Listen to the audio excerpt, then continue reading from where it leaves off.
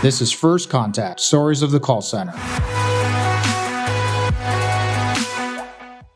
So let's kind of move from that piece of it, and let's kind of move on to, around, you had mentioned the pandemic and COVID-19, and we've seen that there's a lot of scams, right? According to a recent report, there's over 52,000 Americans that have fallen for various types of COVID-19 scams.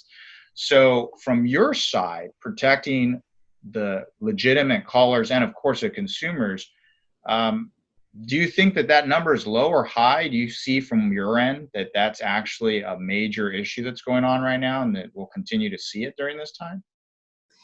Unfortunately, when it comes to bad actors, they're always looking for opportunities to attack their victims when they're weakest. That's how they work. That's how they operate.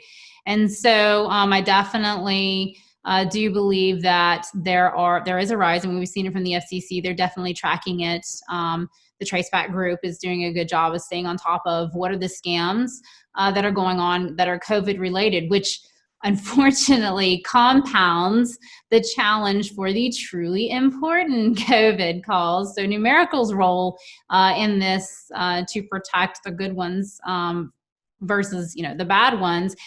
We established the critical calls registry. We were the first. It only took us a couple of days. That's what happens when you're an entrepreneur. You can very quickly turn out innovation without any challenges. And so we immediately connected with our partners, with the carriers, let them know that we were doing this to protect the truly important COVID calls, because yes, there were states, there were hospitals, there were police, their calls were being labeled fraud and spam. Not surprising. And so panic was setting in for these groups that were trying to deliver important messages during this time. But it's unfortunate that anytime there is fear, uncertainty, and doubt, the scammers are going to exploit it. And so we just have to be still individually be responsible, aware of who we're talking to, and feel free to question whoever is on the other line. And get information from them before you exchange or provide personal information. Well, that's really important advice, because it's really unfortunate that exploiting people when they're most vulnerable. You can think of everything from whenever there's massive hurricanes or any type of disasters, there's always going to be people saying, hey, we're collecting money to help people in this space. We're trying to get you something, to get you services.